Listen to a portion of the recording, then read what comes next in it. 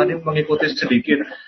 Di dalam Islam kan Anda mengakui bahwa Musa itu berbicara dengan Tuhan itu dari semak belukar yang berapi ya Pak ya. Nah kalau Bapak mengatakan bahwa dalam kekristenan itu tidak masuk akal ketika firman atau Tuhan itu hadir dalam wujud manusia, kenapa Bapak bisa mengakui Tuhan itu ada di dalam semak belukar ketika bicara dengan Allah?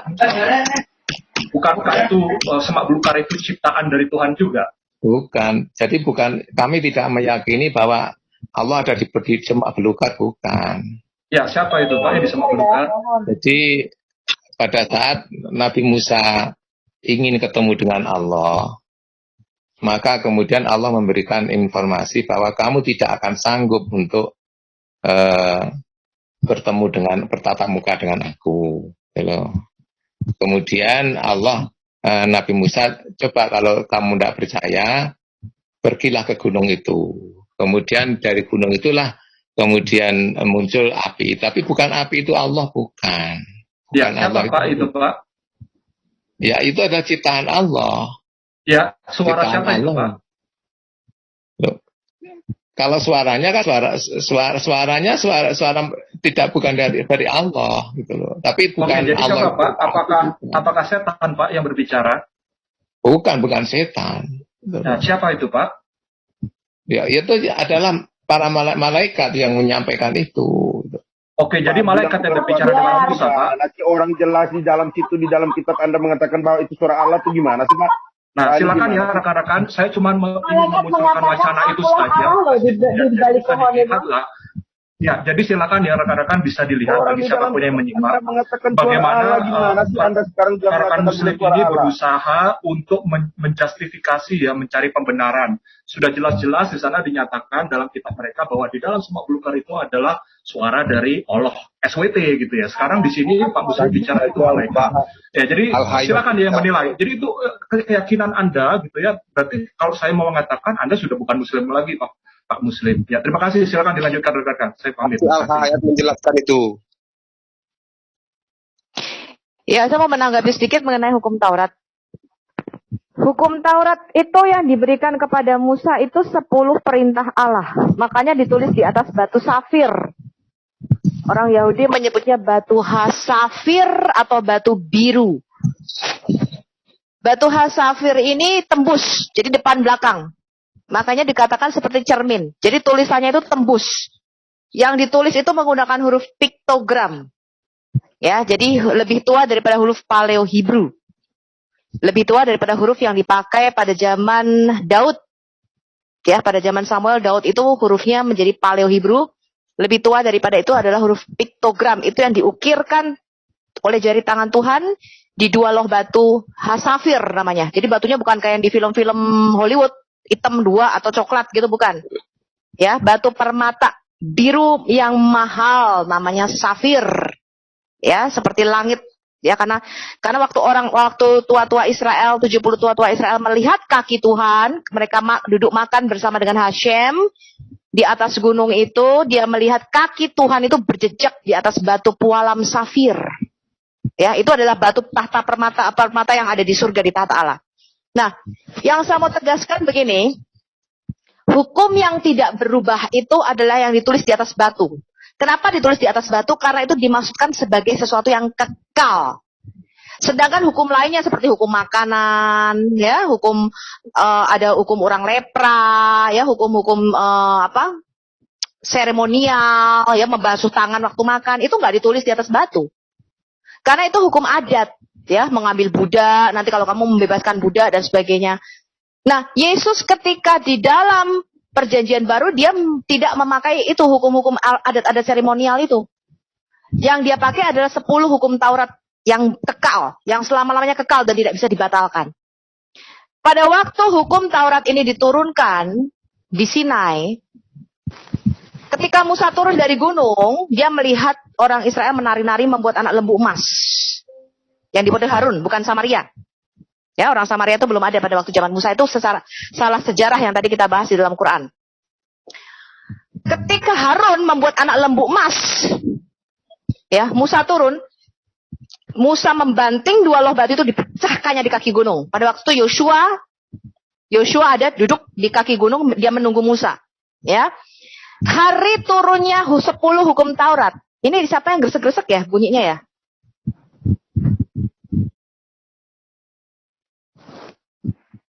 Sepuluh hukum Torah itu tafsir Sofi Badut. Nggak ada tertulis dalam Torah itu 10 hukum perintah Tuhan itu nggak ada. 10 hukum Taurat ini Itu ketika tafsir turun anti sola scriptura itu. Shut Yang up. terguncang. Pengikut jin, Ini kenyataan. pengikut jin, kamu diam dulu. Pengikut jin, kamu diam dulu. Ya, ketika 10 hukum Taurat ini turun, itu diperingati sampai hari ini sebagai hari raya Shavuot, tiap tanggal 6 sampai 8 bulan Sivan. Karena ada saksinya, beda dengan turunnya Nuzulul Quran yang diperlihatkan nabimu di dalam mimpi. Ya, kemudian nabimu mengatakan, aku dibuat lupa karena ada 2 orang berantem di depanku. Aku tadi mau ngomong tuh hari apa pada malam Nuzulul Quran. Cuman aku lupa. Carilah di malam-malam ganjil 10 hari terakhir bulan Ramadan. Makanya sampai sekarang kalian nggak tahu malam Nuzulul Quran tuh hari apa. Karena nggak ada saksinya dan itu mimpi. Tetapi Nuzulul Taurat, turunnya hukum Taurat, disaksikan banyak orang. Ya, dan bangsa Israel memperingati Nuzulul Taurat ini sebagai hari raya Shavuot. Sekarang kita lihat Yeremia 31 ayat 31. Bisa dibacakan nggak? Saya mau Anda tahu ini, ya, karena Anda itu terputus daripada perwahyuan nabi-nabi sebelumnya. Ada yang bisa bukakan nggak Yeremia 31 ayat 31? Aku lagi nggak di laptop. Yeremia ya. Yeremia 31 ayat 31. Sebentar. Mereka tidak tahu Nuzulul Tauratnya apa, karena Taurat itu nggak ada. Nabinya melanggar 10 hukum Taurat. Ya. 10-10-nya dilanggar semua tuh. Ya, Nabi itu yang melanggar 10 Taurat. Ya, sekarang kita lihat ya, karena nabimu tidak tahu apa itu hukum Taurat. Yeremia 31 ayat 31 dikatakan begini nih.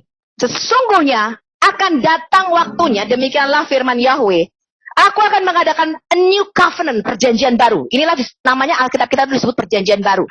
Ya, Yesus ketika dia mengangkat cawan perjamuan pada hari Paskah, ya, Yesus mengatakan this is a new covenant. Ini perjanjian baru. Aku akan mengadakan perjanjian baru dengan kaum Israel dan kaum Yehuda. Bukan seperti perjanjian yang telah kuadakan dengan nenek moyang mereka. Pada waktu aku memegang tangan mereka untuk membawa mereka keluar dari tanah Mesir. Turun. Perjanjianku itu telah mereka ingkari. Meskipun aku menjadi Baal yang berkuasa atas mereka. Demikianlah firman Yahweh. Tetapi beginilah perjanjian yang kuadakan dengan kaum Israel sesudah waktu itu. Demikianlah firman Yahweh. Aku akan menaruh Tauratku dalam batin mereka dan menuliskannya dalam hati mereka, maka aku akan menjadi Allah mereka dan mereka akan menjadi umatku. Kapan Yeremia 31 ayat 31 ini digenapi? Kapan Taurat itu tidak lagi ditulis di loh batu, tetapi ditulis di loh hati manusia? Kapan, teman-teman? Kapan? Halo? Setelah kebangkitan Yesus. Ya, saat kita menerima Yesus sebagai Tuhan dan Juru Selamat. Bukan. Kita buka Kisah Rasul 2, teman-teman. Ini Muslim gak ngerti ini ya. Muslim itu tidak punya hukum Taurat. Nabinya melanggar 10 hukum Taurat. Ketika tiba hari raya Pentakosta, jadi hari raya Shavuot di perjanjian lama, yang merupakan turunnya 10 perintah Allah pada hari Shavuot, ketika Musa itu memberikan 10 perintah Allah dengan... Itu suara siapa ya? Lanjut aja, Mbak. Gak bisa, kedengeran banget. Aku pakai headset.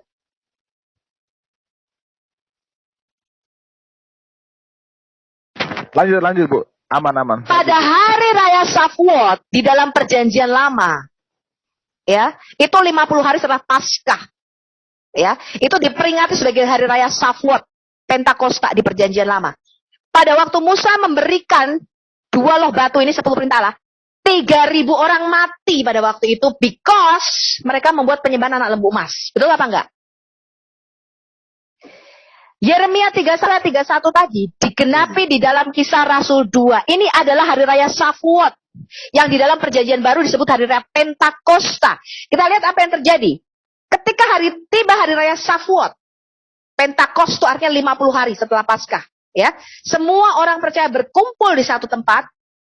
Turun, tiba-tiba turunlah dari langit suatu bunyi seperti tiupan angin keras yang memenuhi seluruh rumah di mana mereka duduk. Dan tampaklah kepada mereka lidah-lidah seperti nyala api yang bertebaran dan hinggap pada mereka masing-masing. Lihat ini apa yang terjadi pada hari raya Shavuot di dalam perjanjian baru.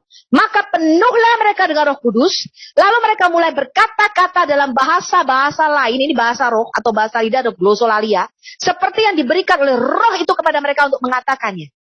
Jadi di dalam perjanjian baru Kisah Rasul 2 inilah Yeremia 31 ayat 31 tadi digenapi, teman-teman. Di mana Roh Kudus turun dan menuliskan hukum Taurat itu bukan lagi 10 hukum itu bukan lagi ditulis di loh batu, tetapi di dalam loh hati manusia. Dan Anda lihat dampaknya, kita turun terus. Ketika Roh Kudus ini turun dan menuliskan hukum Taurat di dalam batin kita, Petrus berdiri dan berkhotbah. Pada hari itu 3.000 orang dibaptis dan diselamatkan. Betul nggak? Turun terus. Kita lihat berapa orang yang pada waktu itu percaya. Stop.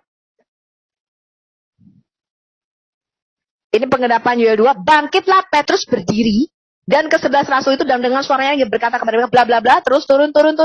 Setelah Petrus khotbah, apa yang terjadi, teman-teman? Turun. Ini nubuatan Yoel di mana semua orang akan dipenuhi oleh Roh Kudus. Turun terus. Setelah mereka mendengar khotbah Petrus,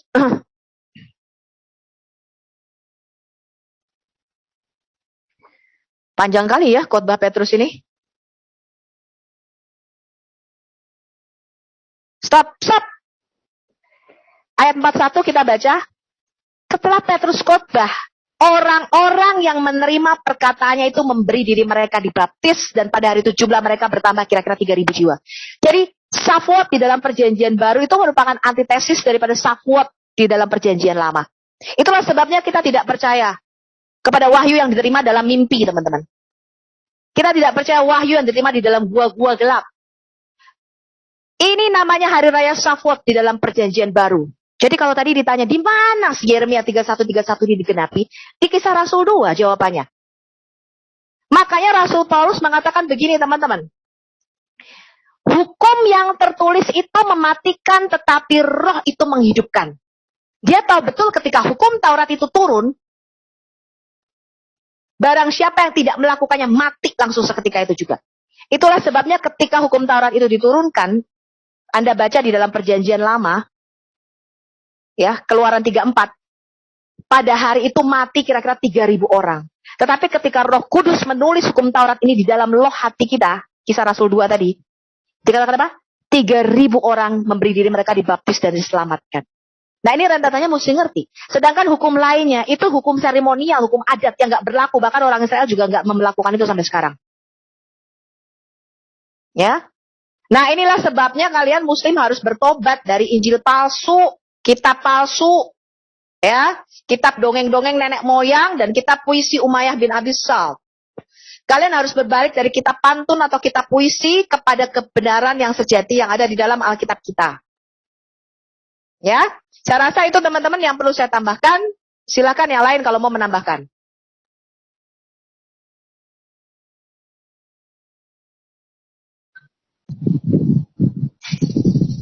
Iya, jadi sangat benar ya, bahwa kitab Yahudi itu sangat percaya. Gimana orang Yahudi meyakini seperti itu, lalu di kitab yang istilahnya dikatakan sempurna, tidak ada satupun ayat-ayat atau hal-hal yang sesuai dengan kitab terdahulu, yaitu kitab Yahudi. Bagaimana mau dikatakan sempurna? Harusnya yang dikatakan sempurna itu malah melengkapi dan menyempurnakan apa yang tidak sempurna di dalam ayat-ayat itu. Harusnya seperti itu. Ya, yang perlu kita pertanyakan juga tadi yang saya pertanyakan, Musa dan Yesus itu merayakan Paskah ya, teman-teman. Mengapa nabinya nggak merayakan Paskah? Dan mereka tidak tahu apa itu Paskah. Itu pertanyaan saya. Ya mana ngerti orang Arab, Mbak. Iya, pada Paskah ini adalah salah satu dari 7 perayaan wajib. Tuhan memerintahkan di kitab Keluaran dikatakan, rayakanlah 7 hari raya perayaan ini selama-lamanya wajib. Pasca mereka nggak rayakan loh teman-teman. Dan mereka nggak tahu apa itu arti Pasca coba.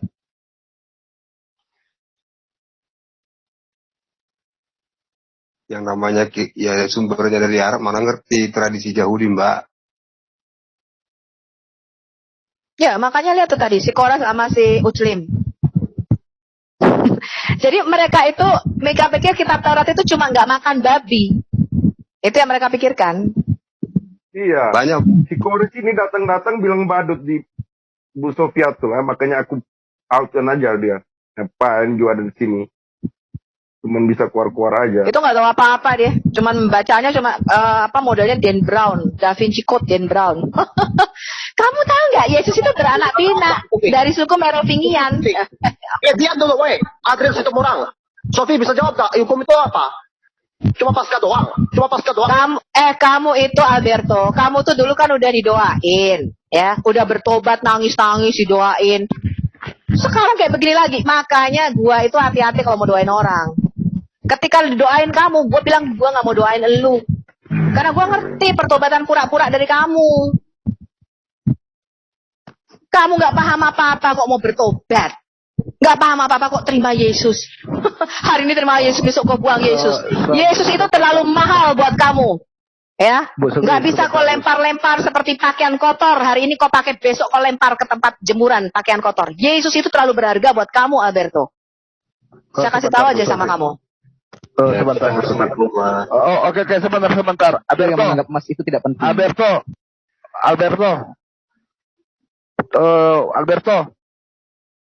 Mana Alberto? Alberto. Ini bro, ini Alberto teman-teman. ini nggak usah ngomong aja nggak bahasa Indonesia aja nggak jelas kok. Udah. Jangan, sabar. Mana Alberto? Alberto, sabar. Yang lain dulu sabar. Alberto. Mana dia? Jadi begini Alberto. Jangan berpikir bahwa kami itu mengki karena ketakutan. Tetapi di sini kami mengharap kalian sebagai tamu masuk ke WAFM ini dengan sopan dan adat. Kenapa? Dengar dulu. Kores. Dengar. Nggak sopan kayak lu. Masuk nggak mau ngomong badut. Hah? Dengar dulu. Nggak di sini sopan santun. Bocah surah masa depan dia tuh. Oke. Jangan lupa. Jadi, Satu-satu kalian. satu dulu sabar. Bocah surah masa depan. Oke. Jadi gini. Fans player tadi Alberto. sudah menyamar pakai nama kamu, Sofi. Alberto. Makanya jangan ngomong kurang ajar. Ya jelas dong. Sofia tuh kan terkenal. Masa nyamar pakai nama kamu? Orang tahu kamu aja enggak. Albert. Kalau nyamar itu pakai nama yang terkenal dong, Sofia tuh. Masa namamu orang aja nggak ada yang tahu. Videomu tuh loh nggak ada yang nonton. Jadi begini Alberto, kalau kamu mau ikut-ikut kurang ajar begitu, sabar dulu yang lain. Kalau kamu mau ikut-ikutan seperti itu, saya kick kamu. Gimana Alberto? Kamu mau damai atau mau ribut di sini? Kalau mau sopan, nggak di-kick. Tapi kalau kurang ajar tanpa tawar-menawar di-kick. Dan kamu sampaikan itu kepada si Kores. Biar semua muslim yang masuk di sini tahu hadat dan tahu sopan. Paham kamu Alberto? Kau juga langsung nyundul bertanya. Gak tahu selamat malam lah ke apa ke. Langsung nyundul. Udah marah satu orang, ngapain semua orang marah ramai-ramai? Lalu ngapain si Sofi itu gak sopan juga sama si Kores? Sebut, Jin. Kapan dulu? Loh, memang itu ajaran jin kok.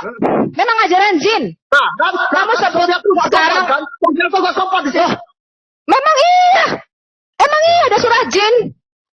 Sekarang gua tantang elo. Ada nggak ajaran di dalam Alkitab tentang jin? Bahwa kita harus mendengarkan kata-kata jin. Kamu sebutin. Ada. Kamu sebutin dari Kejadian sampai Wahyu. Gua tantang sama kamu. Sudah Pak Alberto? Jadi dalam Al-Quran ada kata-kata Hanya orang yang tidak sopan, yang menjadi pengikut jin, ya, yang masuk ke dalam Zoom kita dan nyela-nyela omongan gue. Ya? Betul itu. Oke Bu Sofi, lanjut aja Bu Sofi. Yang penting kita sudah tekankan untuk sopan. Kalau enggak di-kick. Gitu aja Bu Sofi. Lanjut Bu Sofi pengajarannya. Atau ada Anak mungkin idiot teman-teman yang kok lain. ini. Udah cuekin, udah buang ke tempat sampah. Enggak. Sekarang kalau dia sopan, sabar. Dengar dulu. Kalau dia sopan, saya tidak kick. Beri kesempatan kepada orang lain. Kalau dia sopan, tidak di-kick. Lanjut Bu Sofi. Bocah.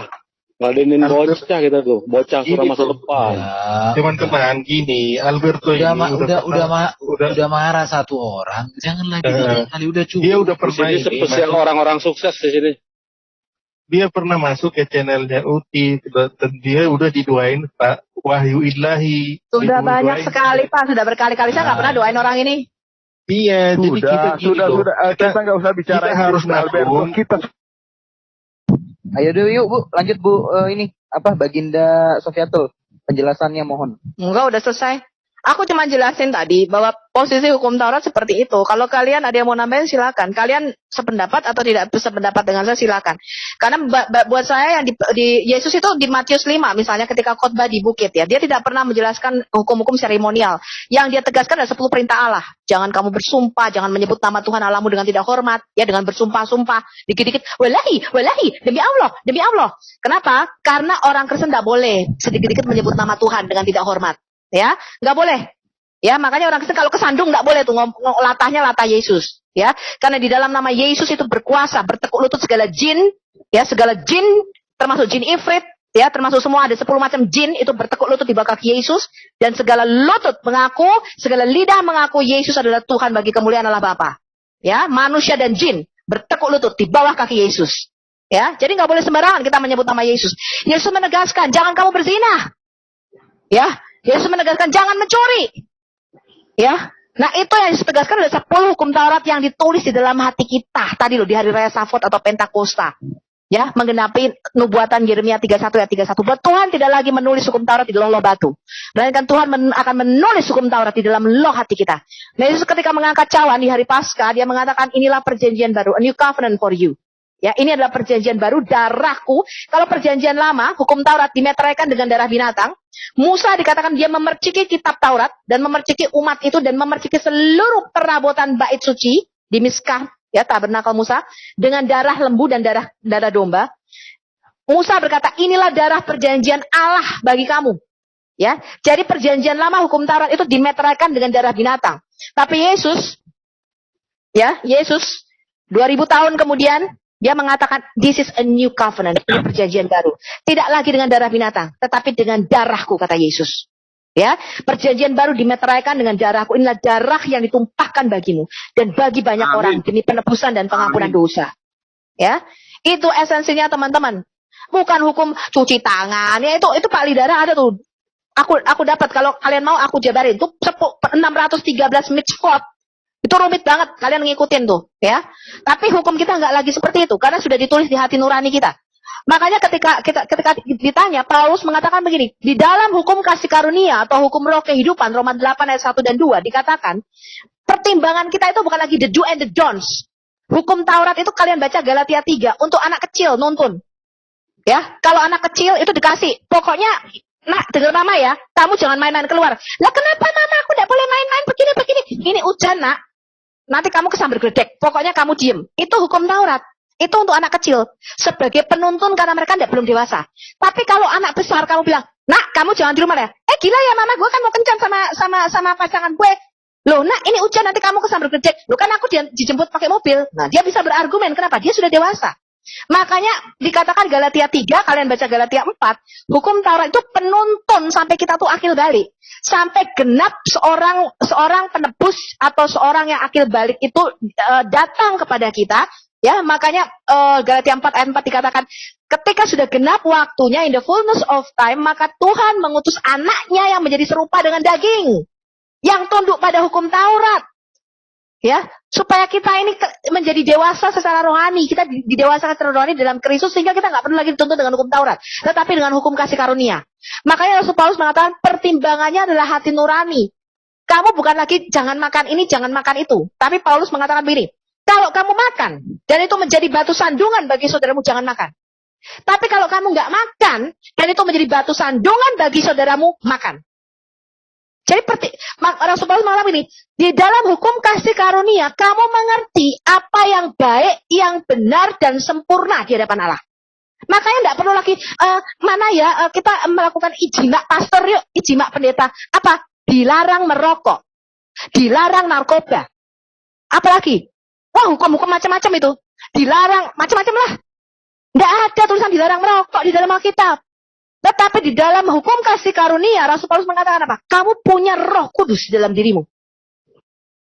Dan oleh Roh Kudus itu kamu tahu membedakan apa yang baik, yang berkenan kepada Allah, dan yang sempurna. Tetapi Yesus mengatakan begini, hendaklah kamu sempurna sama seperti Bapamu di surga adalah sempurna. Betul apa betul? Kok diem sih? Betul, betul. Jadi anak kecil itu tulisan dilarang merokok, dilarang parkir di sini. Kalau kalian pergi ke negara-negara maju, ke Singapura kalian meludah aja itu loh didenda. Nggak kayak di Indonesia, harus pakai tulisan dilarang meludah. Saya ke Jepang ya teman-teman 2 minggu. Kamu tahu kamar mandinya Jepang itu putihnya lebih putih daripada toilet manapun. Karena mereka diajar etika. Saya tanya, why your toilet is so clean? Everywhere, almost everywhere, hanya satu tempat yang kotor. Mereka berkata begini, karena kami diajari setelah kami pakai, ada orang lain mau pakai. Kalian tahu ketika orang Indonesia datang ke sana, tisu itu mereka tidak tahu tisunya harus di-flush di toilet. Mereka taruh di tempat sampah, tisunya bertumpuk-tumpuk di tempat sampah. Wah, marah-marah yang bersih toilet orang Jepangnya. Karena kita nggak tahu kalau tisunya itu harus di-flush di toilet. Tisunya organik, harus di-flush. Ya, sehingga itu mengotori tempat di mana-mana. Mereka sangat concern, toilet aja itu concern banget. Ya. Dan tepat waktu. Kalian kalau misalnya ke Korea Selatan atau kemana ke Eropa masih bisa ngaret. Kalian ke Jepang teman-teman, 5 menit ditinggal sama bisnya. Kalau kalian ikut tur. Kenapa? Very discipline, very strict. Mereka tidak perlu dituliskan dilarang meludah. Kalau habis pakai toilet dibersihkan, tidak perlu. Itu anak kecil. Kamu tahu toilet di Jepang, itu ada suaranya, ada bunyinya, bisa anget. Kamu duduk, pantatmu anget. Ada musiknya. Semprotannya kamu bisa mainkan, kamu pilih semprotannya macam-macam. Semprotannya aja kamu bisa milih, sentoran airnya untuk bersih pantat pun kamu bisa milih di Jepang. Nggak perlu dituntun flush your tissue. Nggak perlu. Itu anak kecil. Itu anak kecil. Yang dituntun hukum itu anak kecil. Tetapi karena mereka sudah dewasa, mereka ngerti. Orang Jepang kamu kasih apa-apa, mereka akan tundukkan tubuh. Arigatou gozaimasu. Mereka akan terima kasih. Orang kene, jo sampai pakai THR belum tentu ampun-ampun terima kasih. Tidak bisa teman-teman ngaret. Jumatan itu pegawai saya jam 12, jam berapa tuh baru pulang sampai dipecat. Orang Jepang tidak begitu. Strict on time. 5 minutes tinggal. Ya. Karena apa? Hukum itu diberlakukan karena anak-anak. Kamu mendidik masyarakat yang mentalnya masih anak-anak tuh pakai hukum. Dikasih ini tidak boleh, itu tidak boleh. Dilarang parkir di sini, dilarang merokok di sini, dilarang di sini. Itu anak-anak. Orang kalau dewasa dia ngerti. Loh ada orang lain di sebelahku, masa aku merokok? Ini ruangannya ber-AC. Tidak perlu ditulis dilarang merokok. Dia sudah tahu. Kenapa? Dewasa. Gitu loh teman-teman. Jadi kalian itu makanya sudah ngomong. Kalau kehilangan kitab Taurat, kitab para nabi, dan kitab Mazmur, jadinya begitu itu. Musa dan Yesus merayakan Paskah loh. Kamu kok merayakan Idul Adha di Lebaran? Padahal dengan jelas di dalam kitab Keluaran ada 7 hari raya perayaan yang Tuhan mengatakan harus kamu rayakan selama-lamanya. Betul enggak teman-teman? Ini ada pendeta di sini. Siapa nih? Betul. Iya. Ini ada yang menanggapi bisa, Baginda Ratu. Boleh silakan Kakanda. Kakanda Kang Mas Diponegoro. Pak Parlungan Syahaan silakan. Iya, ketua adat kayaknya. Ketua adat. Sudah dipersilakan Pak Parlungan. Ya, silakan Amung Syahaan. Oh, Horas. Salam Bu Sipatul, guru Horas. yang terbaik. Horas. Makasih. Saya selalu nunggu Al-Hayat ini, tapi selalu tidak dapat. Terima kasih atas pencerahan, dan juga memang gini. Ada bahasa Batak bilang, situluk matani horbo, atau tidak ada tedeng eling-eling. Karena memang selama ini kita khotbah di gereja satu arah, dan juga diajar untuk tidak kritis, makanya kita bilang iya. Atau tidak masuk otak kita. Puji Tuhan lah ada internet sekarang itu semua terbuka. Itu bagi kita dulu, internal kita. Tetapi bagi saudara sepupu kita yang di seberang, bukalah hati dan berikan respon yang baik ketika Anda juga membaca hal-hal yang tidak sepaham dengan apa yang kami yakini. Kami tidak terlalu memberikan suatu respon yang negatif. Kami pendengar yang baik. Belajar mendengar yang baik dulu, itu yang paling terbaik, baru kita bisa dapat saling berkata, engkau saudaraku. Jangankanlah ajaran ritual-ritual yang lama membuat kita terpisah di bangsa Indonesia. Makasih, Salum. Ya, betul-betul sekali, Pak. Saya juga melihat kalau di gereja itu jemaat kan nggak bisa tanya ya. Pendetanya ngomong khotbah apa, mantuk-mantuk gitu. Karena saya biasa mereview, jadi kalau pendeta habis khotbah, kami kadang di kantin, saya sering bicara. Saya kadang-kadang ngomong, tadi Pak Pendeta ngomongnya nggak pas loh, nggak seperti ajaran Alkitab, saya bilang. Ada yang salah begini. Kamu nih kok belajar, dia harus belajar. Ya, jadi kita tuh harus kritis teman-teman, jangan ditelan informasi, data ditelan, semua ditelan. Aduh, ya jadi harus kritis ya. Jadi generasi sekarang harus kritis, harus baca Alkitab sendiri. Kalau nggak baca Alkitab, dia nggak ngerti. Nggak belajar Alkitab. Saat teduh dengan belajar Alkitab berbeda. Saya kasih tahu Anda. Saat teduh, Anda berdoa plek 5 menit Tuhan, bla bla bla bla. Tetapi belajar itu bisa 6 sampai 8 jam sehari. Karena kamu baca. Kamu benar-benar baca. Kejadian 1 penciptaan dikupas. Kejatuhan manusia dikupas. Dosa dikupas, keselamatan dikupas. Buka kanan, buka sana, buka sini, perjanjian lama, perjanjian. Itu namanya belajar duduk, belajar Alkitab. Berbeda dengan saat teduh. Ya, jadi belajar Alkitab itu sangat berbeda. Dan saya harapkan dengan channel-channel apologetika termasuk Al-Hayat Indonesia, tempat jemaat bertanya. Yang dia nggak bisa tanya dengan pendetanya. Ya Pak Pendeta, katanya kita menyembah 3 Tuhan, Trinitas itu kok Torabika. Katanya Nescafe Pak Pendeta. Iman kita ini kok three-in-one Nescafe Pak Pendeta. Apa itu Trinitas? Mungkin tidak pernah dijelaskan. Katanya Allah tidak beranak dan diperanakkan. Yesus kok anak Allah Pak Pendeta? Kapan Allah kawin, punya istri kemudian punya anak namanya Yesus? Itu yang harusnya dipertanyakan. Ya, nah disinilah channel-channel ini termasuk channelnya Pak Erben dan WAFM, ya We Are For Murtadin. Tempat Anda bertanya di mana Anda tidak bisa bertanya kepada pendetamu. Ya, inilah channel berapologetika kita di zaman era internet ini. Ya, jadi thank you. Saya punya saudara, punya teman-teman Batak banyak sekali. Ya, marga Batak. Jadi I love people. Kenapa? Beda sama orang Jawa, Pak. Orang Batak itu kalau marahi saya di depan saya. Dan hampir tidak pernah orang Batak ngerumpiin saya di belakang saya. Kebanyakan mereka kalau tegur di depan saya. Tapi beda sama orang Jawa, ya. Kalau orang Jawa itu kalau ngerumpiin di belakangnya, ya, sukanya ngegosip. Nah, ini bedanya. Jadi kalau saya sifatnya agak mirip sama orang Batak. Ya, saya kalau tegur 4 mata dan saya di depannya. Saya enggak ngomongin orang di belakang, tapi di depan. Gitu. Ya, kalau saya. Ya, thank you. Ada lagi yang lain, silakan teman-teman. Pak Hos mungkin ada dan Pak Sumarin Ibu mau Sofiatul. tanggapi Ibu Sofiatul kali.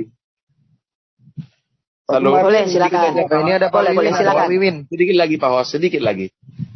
Bisakah saya menyampaikan kepada gembala atau guru lah saya katakan. Saya lebih tepat sebenarnya saya panggil itu guru ya.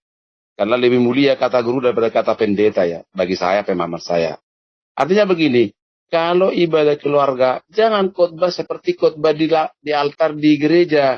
Karena di ibadah keluarga inilah kita bisa berinteraksi. Itu yang saya bilang sering kepada hamba Tuhan saya dan juga pada jemaat-jemaat. Supaya disitulah kita dapat pengertian yang mungkin akan menambah cakrawala pikiran kita, saya bilang.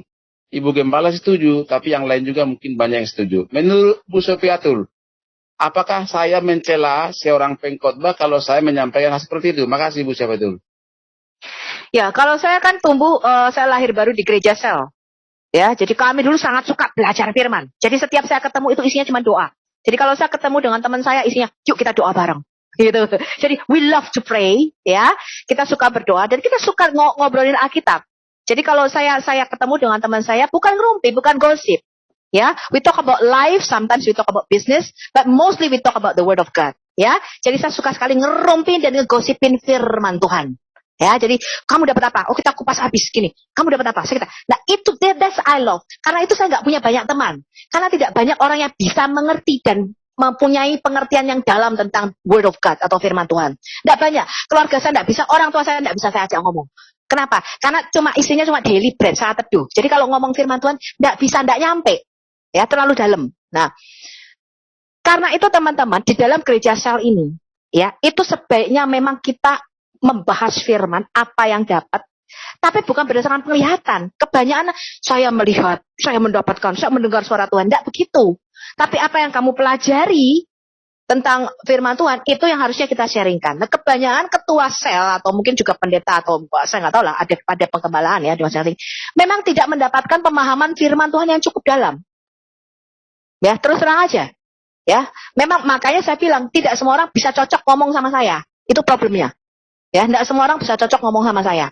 Karena tidak semua orang bisa memahami firman Tuhan itu cukup dalam. Sedangkan saya, kalau ngomong orang yang omongannya tidak ada gunanya, itu saya agak males terus terang. Makanya saya suka kalau di Zoom misalnya lagi ngomong-ngomong tidak penting, saya suka keluar. Kenapa? Wasting my time. Wasting my time terus terang ya. Menghabiskan waktu saya. Ngomongnya harus cukup dalam. Ya, dan pemahamannya harus cukup luas. Itu saya suka obrolan seperti itu. Ya. Nah, ketika tidak mendapatkan cukup makanan ini, mereka tentu saja tidak bisa memberikannya kepada orang lain, Pak. Karena kita tidak bisa memberikan apa yang kita tidak punya. Saya tidak mendapatkan enough knowledge, saya tidak mendapatkan pengetahuan yang cukup tentang Alkitab. Bagaimana saya bisa membagikan firman Tuhan kepada teman-teman? Tidak bisa. Kita harus makan yang kenyang dulu, baru kita bisa memberi makan orang lain. Nah, itu problemnya. Ya, itu menjadi problem, saya rasa. Nah, pengalaman saya dari mengajar apologetika di beberapa sinode, di beberapa gereja, jemaat ataupun pelayan, saya bilang levelnya udah pelayan Tuhan ya, kebanyakannya ikut bukan jemaat biasa tapi pelayan. Memang tidak, apologetika dasar itu sama sekali tidak mengerti, tidak diajarkan. Ketika kita mengajar, ketika kita tanya apa itu doktrin Trinitas, jemaat menjawab 3 in 1. Saya bilang 3 in 1 itu Torabika, saya bilang itu shampoo. What is the definition of Trinitas? Kalau kamu tidak bisa menjelaskan ini dengan simpel, dengan sederhana, ya makanya jadi kalang kabut. Nanti mu'alab. Nanti jadinya mu'alab. Ya. Nanti pertanyaan merembet, kenapa Tuhan berdoa? Kalau Yesus adalah Tuhan, kenapa Tuhan berdoa? Nah, ini pertanyaannya cukup dalam. Nah, itu kita levelnya agak beda. Apologetika sederhana yang kita ajarkan adalah menjawab 7 pertanyaan khas Muslim, karena Muslim itu pertanyaannya cuma bulat muter di 7 itu. Itu Muslim awam ya, saya bilang ya. Kalau masuk ke level yang lebih dalam, yaitu apologet, itu bicaranya agak beda. Ya, kita bicaranya agak lebih dalam, pengetahuannya agak lebih luas. Ya, ketika bahan saya misalnya kanonisasi Alkitab, itu kita bicara manuskrip. Kita bicara variasi teks di dalam Alkitab. Kita bicara bagaimana Alkitab ini bisa sampai di tangan kita yang sekarang ini, itu lebih dalam. Ya, itu jemaat pun untuk mumet memang. Itu materinya dari Pak Erben. Kalau kalian mau, kalian bisa minta ke Pak Erben. Banyak yang minta materi itu, ya. Itu lebih dalam. Itu jadi gini, Pak. Memberi makan jemaat itu sesuai dengan usia rohaninya. Makanya Rasul Paulus mengatakan, kalau anak-anak bayi kamu kasih makan bubur, jangan yang keras-keras, mumet mereka.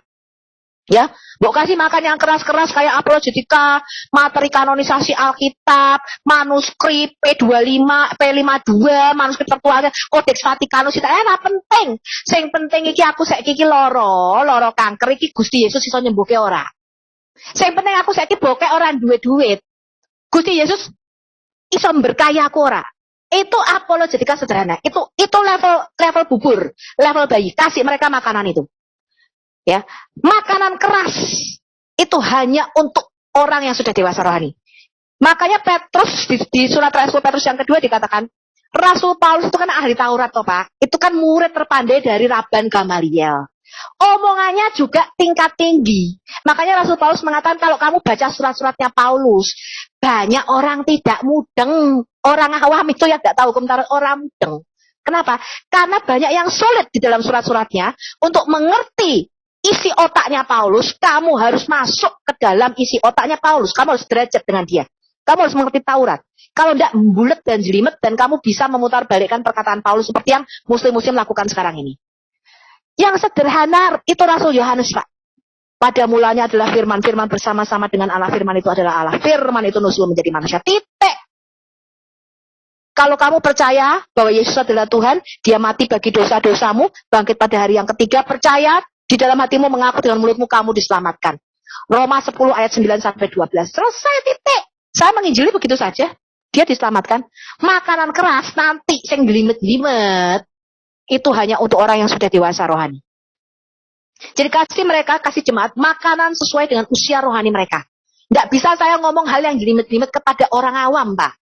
Makin bulat, makin muter otaknya mereka. Nggak mudeng yang diomongkan Sofiatul. Gitu. Jadi harus memberikan makanan rohani sesuai dengan usia rohani mereka. Mereka pengetahuannya segitu ya kasih makan segitu. Meningkat sedikit kasih makan lebih keras lagi. Meningkat lagi kasih makan lebih alot lagi. Gitu. Saya rasa seperti itu dan saya harap gereja-gereja sudah mulai sadar ya akan apologetika ini. Thank you. Ini Pak Wiwin mungkin mau tanggapi Ibu Sofiatul. Pak Wiwin, Terima silakan. kasih Baginda Ratu Sofiatul radhiyallahu anhu. Iya, kalau boleh Bu Sofiatul saya bertanya. Sofiatul alaihi salam. Ya. Ya. Dengan siapa Pak? Pak Wiwin, Bu. Ya, shalom Pak Wiwin. Ya, silakan. Iya. Saya tertarik Bu, pandangan Anda mengenai penggenapan bahwa Taurat tertulis dalam loh hati manusia begitu ya di hari Pentakosta. Oke, sekarang kalau saya melihatnya sebenarnya apa itu kaitannya itu dengan apa yang tertulis di Roma 2:14-15 ya Bu ya. Karena di sana dinyatakan bahwa bagi bangsa-bangsa yang tidak memiliki hukum Taurat itu mereka sebenarnya juga ada Taurat dalam hati mereka begitu ya. Jadi sebenarnya kalau kita melihatnya loh hati manusia, intinya apa ya, nurani manusia, kita diberikan akal budi dan roh itu sebenarnya Taurat itu tertulis ketika kita sudah mulai sadar, punya kesadaran diri untuk mencari Tuhan gitu. Jadi ketika Anda mengatakan bahwa itu hari dimulainya penggenapan itu tertulis di loh hati manusia saat Pentakosta, saya masih belum bisa setuju 100% dengan pernyataan Bu Sofia itu. Tapi silakan Bu, maksudnya bisa dibantu dijelaskan kaitannya itu dengan Roma 2:14-15 Bu. Ya, jadi hati nurani kita ketika ditulis hukum Taurat itu harus dibaharui. Karena itu tidak bisa Roh Kudus itu turun dicurahkan dan penggenapan Yoel 2 ayat 28 itu digenapi.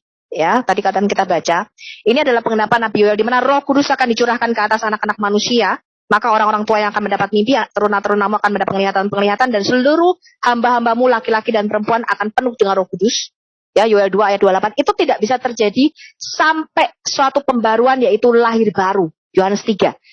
Di Yohanes 3 ketika roh kita dibaharui, roh kita dihidupkan kembali, baru hukum Taurat itu bisa efektif kita menjalaninya. Tanpa pembaharuan akal budi, tanpa pembaharuan roh itu, tidak bisa hukum Taurat itu ditulis dalam loh hati kita. Tidak guna. Makanya kalau dikatakan apakah orang dunia memiliki hati nurani, saya rasa iya. Karena misalnya ya contoh, kalau saya mau Anda berpikir lebih dalam lagi di Taman di Eden, kejatuhan manusia di Kejadian 3. Ketika manusia jatuh, itu hanya satu hukum yang diberlakukan Tuhan. Jangan kamu makan dari buah pohon pengetahuan yang baik dan yang jahat. Tuhan tidak kasih hukum jangan membunuh, jangan mencuri. Tidak ada waktu itu. Jangan membunuh, jangan mencuri, jangan berzina. Apa ada waktu itu dikasih hukum? Ya, tidak ada, Bu. Silakan. Nggak ada. Di Taman Eden cuma satu. Jangan kamu makan dari buah pohon pengetahuan yang baik dan yang jahat. Tetapi ketika Kain di Kejadian 4 membunuh adiknya Habel, Tuhan mengatakan begini. Lihat, mengapa wajahmu muram? Kalau hatimu itu sudah jahat, di dalam hatimu punya niat jahat. Tuhan mengatakan begini, tidak, lihat dosa sudah ngintip. Kamu sudah benci kepada adikmu. Ketika kamu membenci saudaramu, kamu sudah membunuh. Makanya Yesus mengatakan apa? Kalau kamu membenci saudaramu, kamu sudah membunuh dia. Kenapa? Taurat itu sudah ada di dalam hatinya Kain. Kalau tidak Tuhan tidak ngomong itu dosa, membunuh. Oh, tidak ada peraturannya kok di Taman di Eden kok. Di Taman di Eden kan belum ada tutup jangan membunuh, jangan bersaksi dusta, jangan mencuri. Belum ada itu peraturan. Tetapi Kejadian 4, ketika Kain membunuh Habel, Tuhan mengatakan, lihat, dosa sudah mengintip. Dia mau nampi kamu. Dia intip-intip. Dia mau menguasai kamu, Kain. Tapi kamu harus berkuasa atas dosa itu. Tuhan masih kasih kesempatan. Kenapa? Karena belum legal, belum sah. Anda lihat di perjalanan bangsa Israel keluar dari Israel, keluar dari Mesir ke tanah Kanaan. Sebelum hukum Taurat itu diturunkan, orang Israel ngedumel, marah, ya. Orang mati-mati dikasih terus sama Tuhan. Minta makanan, Tuhan aku bosen makanannya kok kayak gini terus, dikasih roti mana. Makan roti terus bosen, Tuhan dikasih daging, minta daging dikasih daging. Tidak ada yang mati. Begitu hukum itu turun, langsung pada hari itu 3.000 orang mati. Mereka ngomel sedikit teman-teman dipakut sama ular. Mati. Jadi di bawah kasih karunia, ingat ya, di bawah kasih karunia, ketika hukum itu, gini loh, kalau tidak ada peraturan lampu lalu lintas merah itu berhenti, nggak ada aturannya ini, kamu langgar, kamu terus lampu merah, lo tidak ada aturannya, masa kamu melanggar, ya terus saja. Tetapi ketika ada peraturan lampu merah berhenti, kamu terus jalan, kamu melanggar. Ya, di bawah kasih karunia, Tuhan memberikan you kesempatan untuk bertobat. Tapi di bawah hukum tidak ada kesempatan. Kamu menyentuh sesuatu yang kudus, kamu mati langsung. Seketika saat itu juga. Tidak ada kesempatan. Orang yang berzina di dalam hukum Taurat, perjanjian lama, dihukum rajam. Ada kesempatan bertobat. Lah Tuhan, aku kayak sekali berzina, aku ampun, Tuhan ampun. Tidak ngulangi lagi aku berzina, Tuhan. Tidak ada, langsung mati hukumannya. Kenapa? Hukum itu hitam dan putih. Ya, hukum itu hitam dan putih. Nah, di bawah kasih karunia, under grace. Makanya Rasul Paulus mengatakan, kalau kamu masih mau dibenarkan dengan melakukan hukum Taurat, maka Christ has no effect on you. Kematian Kristus itu tidak punya efek. You fall from grace. Kamu jatuh dari kasih karunia. Karena kamu mau dibenarkan dengan melakukan hukum Taurat. Hukum Taurat itu hitam dan putih, Pak. Anda tanya orang muslim, tidak sholat satu kali Anda tidak sholat, kafir. Hukumannya 80.000 tahun di neraka, bayangin. Kalau di dunia ini ya, dihukum kan paling seumur hidup. Ini di neraka ini hukumannya lebih lama loh Pak, daripada hidupmu Pak. Kowe hidup paling lama 40 tahun, 70 tahun, wis atang-atang. Ini dihukum 80.000 tahun di neraka. Ini kan gak sepadan. Anda kali aja berapa kali Anda tidak sholat, kali Anda harus berapa ribu tahun di neraka. Kenapa? Karena kamu mau dibenarkan dengan melakukan kasih. Kamu mencoba menyenangkan hati Allahmu dengan melakukan hal yang baik. Tapi Tuhan mengatakan apa? Yesaya 64, segala kesalahanmu seperti kain kotor. Tidak bisa. Hukum Taurat tidak bisa ditulis di dalam roh hati kita, kecuali kita lahir baru. Kecuali Yohanes 3, Yesus mengatakan, kecuali kamu lahir dari air dan roh, maka kamu tidak dapat masuk dalam kerajaan surga. Ya, jadi bangsa-bangsa lain mempunyai Taurat, iya mungkin, tetapi karena rohnya tidak dibarui, mereka tidak mampu melakukan hukum itu. Mungkin mereka sadar di dalam hatinya, iya aku membunuh iki salah, tapi hati nuraninya karena rohnya belum lahir, itu dikuasai daging, dikuasai oleh kedagingannya. Mungkin mereka sadar, kayak nyolong ini gak bener loh, tapi aku lapar, aku nyolong wae, gak masalah. Aku bersinah saja, tidak masalah. Karena hati nuraninya mengatakan ini Tuhan memberikan hati nurani, tapi apa? Mereka mengenal ada sense Tuhannya enggak? Saya rasa orang-orang suku-suku primitif mereka kenal ya, ada satu kekuatan di luar manusia yang mereka menyebutnya Tuhan lah, apalah, dewa lah, ilah lah, Allah lah. They know. Mereka tahu tentang Tuhan, tapi enggak kenal. Mereka tidak mengenal siapa Tuhan pencipta langit dan mereka enggak kenal. Mereka hanya tahu bahwa ada satu sosok yang itu semua di suku-suku sama, Pak. Suku Indian, suku Aztek, suku Inca, semua tahu ada Tuhan. Tapi kenal Tuhannya? Tidak. Karena dikatakan aku hanya memberikan hukum-hukumku dan menyingkapkan, mewahyukan siapa diriku hanya kepada bangsa Israel. Jadi hanya Israel yang tahu Tuhannya. Maka Yesus mengatakan, kamu menyembah apa yang tidak kamu kenal kepada wanita Samaria. Yohanes 4. Tetapi kami menyembah apa yang kami kenal.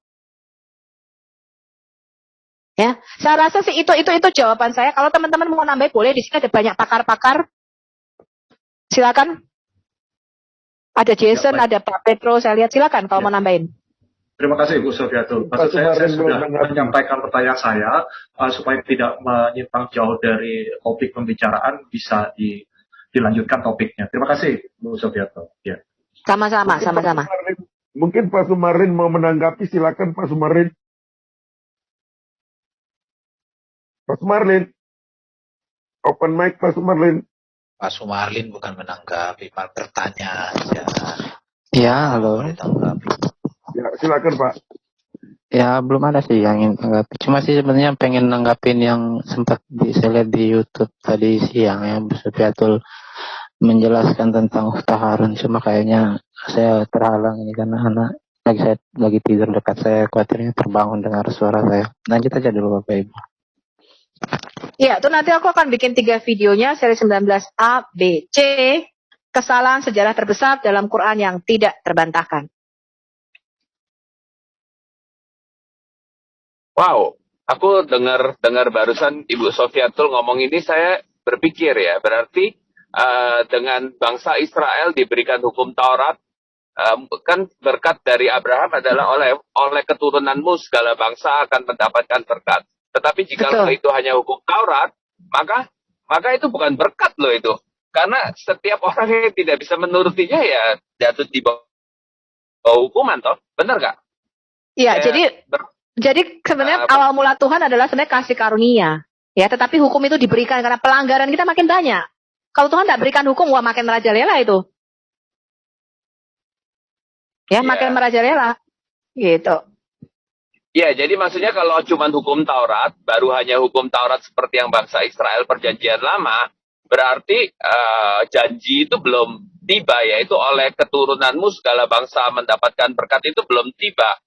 Ya, karena kalau hanya hukum Taurat ya, bukannya makan malah berkat, malah cilaka. Benar ya, Bu ya? Ya, karena hukum Taurat yang seremonial, misalnya adat istiadat Yahudi, kamu harus pakai ini loh, kotak di jidatmu ini, tanganmu harus dililit-lilit, kamu harus rambutmu dikeriting, kayak si Billy itu rambutnya 2 keriting, enggak bisa dikeriting, ini rambut saya lagi pendek ya, lagi tak potong, jadi tidak bisa dikeriting. Nah, itu tidak berlaku. Kenapa? Karena untuk mengenal Tuhan kita tidak perlu menjadi Yahudi. Karena itu untuk mengenal Tuhan, menjadi Kristen, percaya Tuhan, kita tidak perlu belajar bahasa Ibrani, belajar bahasa Yunani, tidak perlu. Ya, karena untuk mengenal Tuhan kita tidak perlu menjadi orang Yahudi. Tetapi untuk menjadi seorang Muslim kamu harus menjadi Arab. Kamu harus berpakaian seperti orang Arab. Jadi antara Islam dengan Arabisasi, yaitu memasukkan budaya Arab, mengintervensi budaya Arab ke dalam semua bangsa-bangsa di dunia ini, itu sudah satu paket. Itu seperti satu koin mata uang dua sisi, 2 muka. Tidak bisa kamu bedakan. Untuk menjadi Muslim kamu harus menjadi Arab. Kalau kamu tidak menjadi Arab, you are not Muslim. Kamu harus mengikuti adat budaya mereka, mengikuti bahasanya mereka, bahkan berdoa dengan bahasa Arab, bahkan membaca kitab mereka dengan bahasa Arab, everything. So, that is Arabisasi. Tapi untuk menjadi Kristen tidak perlu saya rambutnya dikeriting 2, pakai kiwir-kiwir, kemudian pakai talit. I don't need to do that. Ya. Jadi yang Jawa tetap Jawa, yang Batak tetap Batak, yang Aceh tetap Aceh, Papua tetap Papua. Karena Tuhan adalah Allah segala bangsa, Tuhan semesta alam. Lihat tadi di Kisah Rasul 2, Tuhan memberikan kita bahasa-bahasa yang bisa dimengerti. Kalau Tuhan mau kita satu bahasa, dia sudah kasih bahasa Ibrani. Betul tidak teman-teman? Di Kisah Rasul 2 tadi loh. Ketika Roh Kudus turun, dia memberikan kemampuan glosolalia atau bahasa lidah, bahasa roh. Di mana semua bangsa mendengar dalam bahasanya masing-masing. Kalau Tuhan mau kita satu bahasa, itu tidak turun bahasa-bahasa. Satu bahasa atau Ibrani. Ya. Tapi puji Tuhan semesta alam, Tuhan kita adalah Tuhan yang bisa bicara dalam berbagai bahasa. Tuhan bicara dengan teman saya yang orang Arab pakai bahasa Arab, Tuhan bicara dengan saya pakai bahasa Indonesia, Tuhan bicara dengan teman saya yang orang Turki pakai bahasa Turki. Yang orang Amerika pakainya juga bahasa Inggris, gitu. Jadi puji Tuhan, haleluya, ya. Tuhan cinta segala bangsa, Dia mengenal segala bangsa, makanya di kitab Wahyu dikatakan Yesus Kristus dengan darahnya, Dia telah menebus kita dari berbagai suku, bahasa, dan bangsa. Untuk menjadi satu kerajaan imamat yang rajani. Menjadi imam-imam dan raja bagi Allah Bapa. Itu Yesus. Ya, tidak perlu kita ke Ibrani-Ibranian. Ya, kita hanya perlu belajar akarnya. Karena tadi saya mengatakan seperti Paskah. Yesus itu merayakan Paskah, nggak sih teman-teman? Kalau ditanya Yesus menganut agama apa? Agamanya Yahudi. Ya, menjalankan hukum Taurat. Yesus nggak makan babi. Yang makan babi itu kita. Yesus merayakan Paskah. Musa merayakan Paskah. Saya tanya, kenapa Muslim tidak merayakan Paskah? Silakan Anda bisa jawab.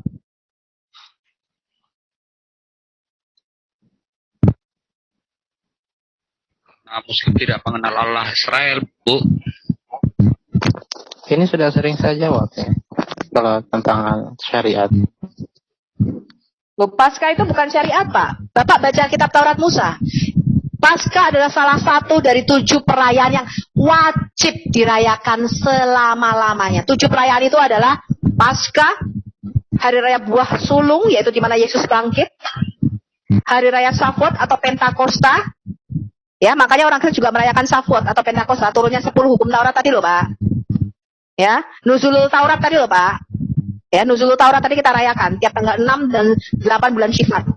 Atau hari raya Pentakosta, 50 hari setelah Paskah. Kemudian hari raya apa lagi, teman-teman? Trompet ya. Hari raya Pondok Daun termasuk salah satunya. Itu semua ada artinya, Pak. Ya, jadi perayaan-perayaan itu merupakan gambaran daripada apa yang akan Yesus lakukan. Makanya Yesus itu mati tepat di tanggal 14 bulan Nisan, hari raya Paskah. Yesus bangkit tepat di tanggal 17 bulan Nisan, yaitu hari raya Buah Sulung. Dan Roh Kudus turun tepat di hari raya Shavuot. Masih ada berapa hari raya lagi, teman-teman, yang belum digenapi. Itu semua melambangkan Yesus. Penting, Pak, untuk kenal. Idul Fitri dan Lebaran tidak ada. Tidak ada di dalam Alkitab. Musa tidak merayakan Idul Fitri dan Lebaran. Yesus tidak merayakan Idul Fitri dan Lebaran. Mereka semua merayakan 7 hari raya perayaan yang kita juga rayakan sebagai orang Kristen. Gitu loh, Pak. Ya. Jadi kalau dikatakan Islam itu menyempurnakan agama sebelumnya, lho sing disempurnakan ki apa wong merayakan be ora. Ya. Nah, dikatakan Islam meneruskan risalah Nabi sebelumnya. Ini saya tuh bingung sama klaim ini ya. Meneruskan nabi-nabi sebelumnya. Lah wong nabi-nabi sebelumnya merayakan 7 hari raya perayaan.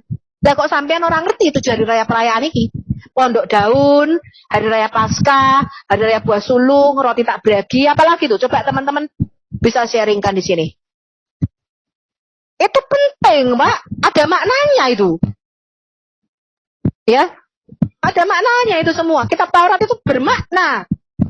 Every page saya aja baru ngupas sampai kejadian 5 loh, rantai-entek. Udah berapa tahun ini? Setahun, hampir 2 tahun. Baru sampai kejadian 5, bayangin. Karena maknanya begitu dalam, Taurat itu dikupas satu-satu. Ya. Silakan dijawab. Mengapa Anda tidak tahu apa itu Paskah? Dan mengapa Anda tidak merayakan Paskah Muslim? Ya sudah sering saya jawab. Ya. Saya tanya dengan syariat. Kalau dikatakan Paskah itu bukan syariat, ya demikian yang dipahami dalam Islam. Yang namanya syuruh. Paskah kok syariat toh?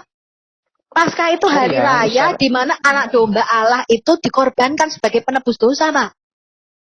Syariat. Itu Paskah. Tata cara, ritual-ritual peribadatan. Itu bukan ritual. Nabi.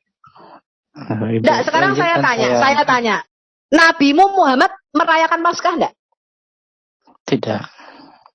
Loh kok kenapa tidak? Padahal Tuhan mengatakan perayaan ini selama-lamanya. Loh aku ya bingung ini. Kok diganti dengan hari raya perayaan bulan Syuro? Bulan Syuro, puasa Syuro itu Pak, puasa Ramadan. Kok diganti puasa Asyura itu? Itu ceritanya ya apa itu Tuhan? Kok bisa ganti nama itu? Dari perayaan Paskah menjadi hari raya Asyura. Lah itu tuh piye ceritanya? Coba diceritakan sama kita. Saya belum bisa banyak bicara keras-keras ya, anak saya bangun nanti.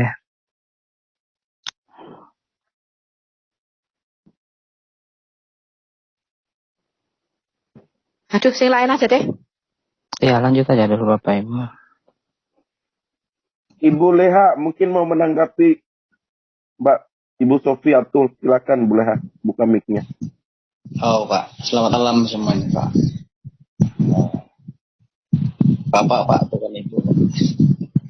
Oh iya, minta maaf. Lanjut Pak. Oke Pak. Jadi apa yang dikatakan Yesus di dalam Matius 11 ayat 28. Jadi marilah kepadaku semua yang letih lesu dan berbeban berat, aku akan memberikan kelegaan kepada. Itulah beban-beban apa yang orang-orang Yahudi lakukan. Banyak tata cara istiadat yang membebani mereka, ya, dengan tata upacara, macam-macam lah. Itulah yang Yesus mengatakan bahwa beban itulah yang harus datang kepada Yesus, ya. Itu jadi bukan maksudnya beban masalah kita aja, tapi itulah beban-beban pada waktu dia berbicara kepada bangsa Yahudi.